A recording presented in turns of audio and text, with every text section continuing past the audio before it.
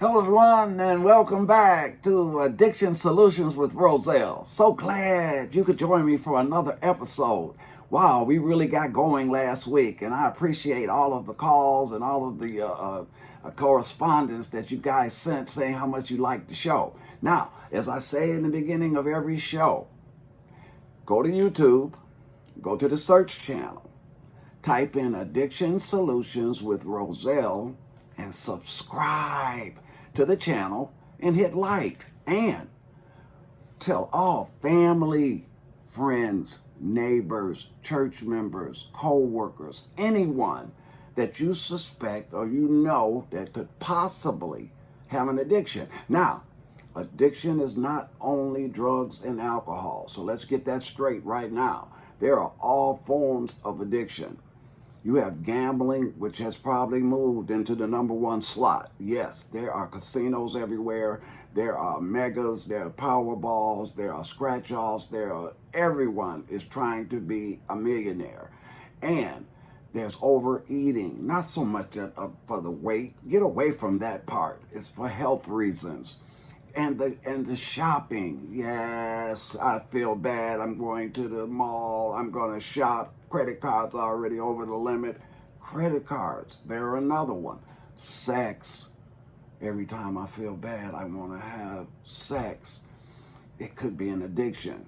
It could be, maybe not, but you're the one that has to make that judgment. So, understand this, that don't get it twisted because you don't drink or you don't use drugs, and I'm not addicted. You know, I can do what I want. I work, I got an education, I make good money.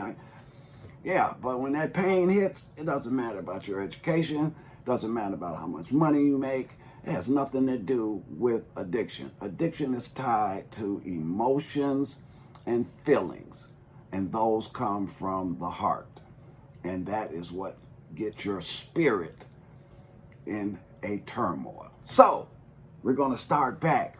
We're in chapter 2. Remember, we started off just going over the chapters, the titles, the names, and everything like that. And now I decided to go a little deeper into the chapter. So we're still in chapter 2. We're getting ready to wrap up chapter 2.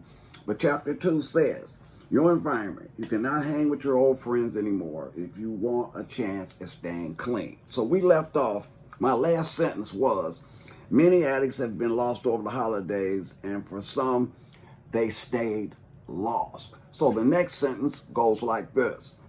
Another reason you may have to go around your family is weddings, baby showers, baptisms, bar mitzvahs, etc. The reason these events are dangerous is because usually there's a celebration afterward, and the celebrations may entail alcohol or a couple of cousins, aunts, or uncles with something stronger. Yeah, we know who they are. As your recovery progresses, you may attend some of these events. My suggestion is to carry a recovering person with you for support. You're not a wimp, but you want to stay clean. Why? Clean time has advantages, and they really have more advantages than getting high and losing the clean time. So here we go. Funerals are the worst events to attend alone, without an individual with recovery. Why? And this is where sponsorship comes in. Take your sponsor. Ask your sponsor nicely. Please,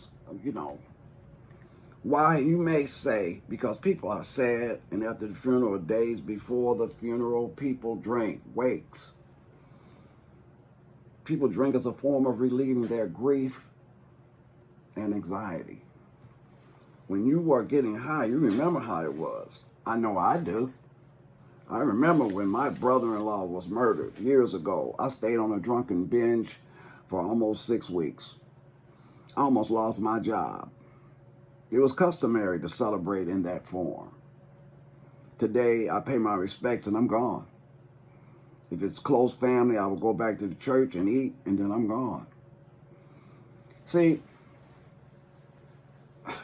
people that are not in recovery are not responsible for your recovery.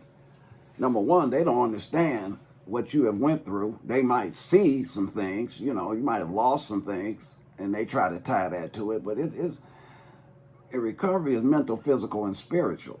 It don't have nothing to do with money, and that's where family members, that they get twisted. You lost your house, you lost your car, you lost your truck, you lost this, you lost that, you lost this. No, I lost my soul. There were some things I was getting ready to do that I can't even explain to you. So don't tell me about no house or no car, because I can get that back just like that. But my spirit, my soul, my mental, the anxiety I went through trying to get one more. Yeah, just one more. Get me over the hump. And I'm going to blow it for this. Anyway, excuse me for that little sidebar there, but hey, I kind of felt it. Individuals with other addictions such as gambling, eating, shopping, etc., the same rules apply to you. When you enter the process of recovery, you have to change your playmates very soon. There will be some hurt feelings, but in time, they will understand, at least I hope they will, and begin to respect your decision. In time, you will meet new friends who have the same interests as you do, staying clean from your addictions. That's our main interest. We might develop some other interests, but right now, it's staying clean from this addiction. The key is to remember is you will never be able to please everyone. Let me say that again. The key is to remember you will never be able to please everyone.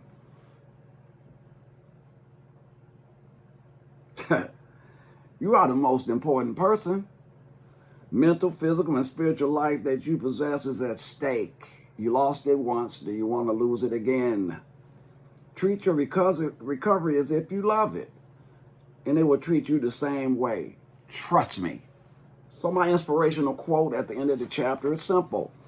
When you are in recovery and have to change your environment, never look at it as losing a friend. Look at gaining another clean day. And that's by Roselle White. So, we've come to the end of chapter 2 in the 21-point manual. Now, next week, we're going to dive into chapter 3, and that heading is real simple. You must attend 12-step meetings. Now, we went over, remember, if you go back and look at the videos, we went over the titles, but we never dug into the chapters. We're going to do that next week in chapter 3. I love you. Stay blessed. See you next week. Have a great day.